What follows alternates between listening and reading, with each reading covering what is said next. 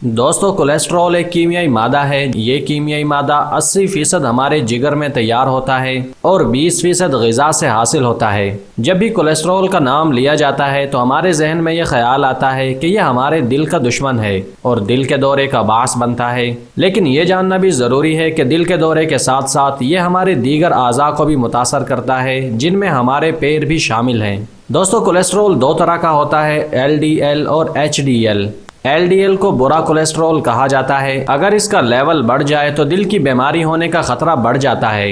इस कोलेस्ट्रॉल की वजह से दिल की शरियानों की दीवारें मोटी और सख्त हो जाती हैं और एक सख्त मादा जमा हो जाता है, जिसकी वजह से शरियानें तंग हो जाती हैं और दौरान खून में रुकावट पैदा होती है।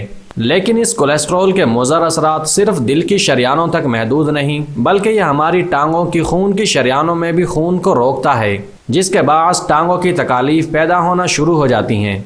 एक अंदाजे के मुताबिक अमेरिका में कम से कम 12 लाख अफराद कोलेस्ट्रॉल की ज़्यादती की वजह से टांगों की तकालीफ में मुब्तला हैं।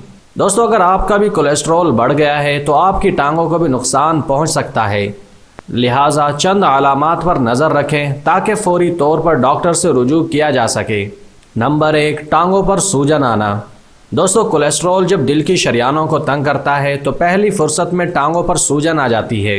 पिंडलियों और रानों पर भी सूजन आ जाती है। हाथ से दबाने पर गड़ा मालूम होता है और जब सूजन बढ़ जाती है तो टांगों पर खुश्की आ जाती है और जिल्द हसास हो जाती है। नंबर 2, कमज़ोरी महसूस होना। दोस्तों, सिर्फ कैल्शियम की कमी से ही पैरों में कपकपाहट नहीं होती, बल्कि कोलेस्ट्रॉल की ज़्यादती की वजह से भी टांगों में कमज़ोरी महसूस होती है। चलना फिरना महाल हो जाता है, जबकि कुछ मरीज़ ऐसे भी पाए जाते हैं जिनको कोलेस्ट्रॉल इतना मुतासर करता है कि उनका चलना फिरना ख़त्म हो जाता है या फिर वो सहारे से ही चलने के काबिल रह जाते हैं। नंबर 3, ज़ख़म का ना भरना। दोस्तों, ज़ियाबतीस की तरह कोलेस्ट्रॉल के मरीज़ों के पैरों में होने वाले ज़ख़म भी नहीं भर पाते, लेकिन जिस तरह ज़ियाबतीस के मरीज़ों के पैरों के ज़ख़म तकलीफ़ नहीं देते, लेकिन कोलेस्ट्रॉल के मरीज़ों के ज़ख़्मों में काफ़ी तकलीफ़ रहती है। ये ज़ख़म कभी सुर्ख और कभी काले रंग के होते हैं। नंबर 4, पैर ठंडे रहना।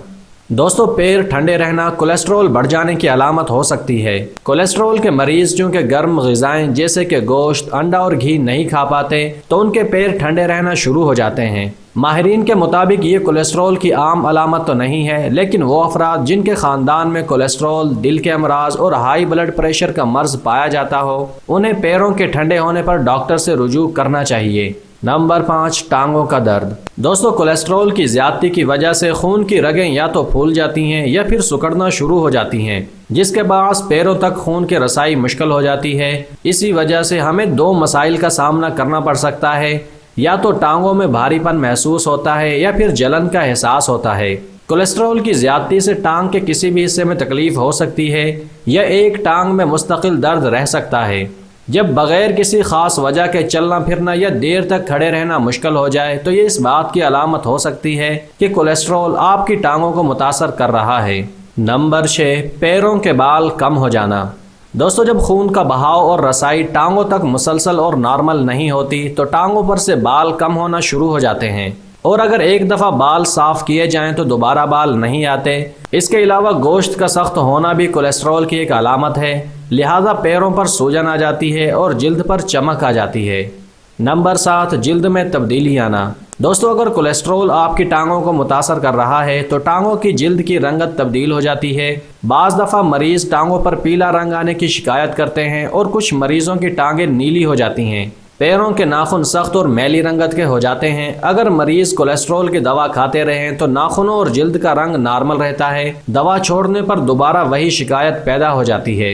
नंबर 8, टांगों के टिश्यूज़ का ख़त्म हो जाना। दोस्तों, बाज़ दफ़ा मरीज़ कोलेस्ट्रॉल चेक नहीं कराते और पैरों की मुख्तलिफ बीमारियों में मुब्तला हो जाते हैं, जिनमें से एक टिश्यूज़ का ख़त्म हो जाना है। टिश्यूज़ ख़त्म होने के बाअस मरीज़ अपाहज भी हो सकता है और उसकी जान को भी ख़तरा लाहिक हो सकता है। दोस्तों, अगर आप भी इन अलामात में से किसी एक अलामत को महसूस करते हैं तो आपको फ़ौरन अपने मुआलिज से रुजू करना चाहिए। आज की इस वीडियो में बस इतना ही। वीडियो को लाइक और चैनल को सब्सक्राइब करना मत भूलिएगा। मिलते हैं एक और वीडियो के साथ, तब तक के लिए इजाज़त दीजिए। अल्लाह हाफिज़।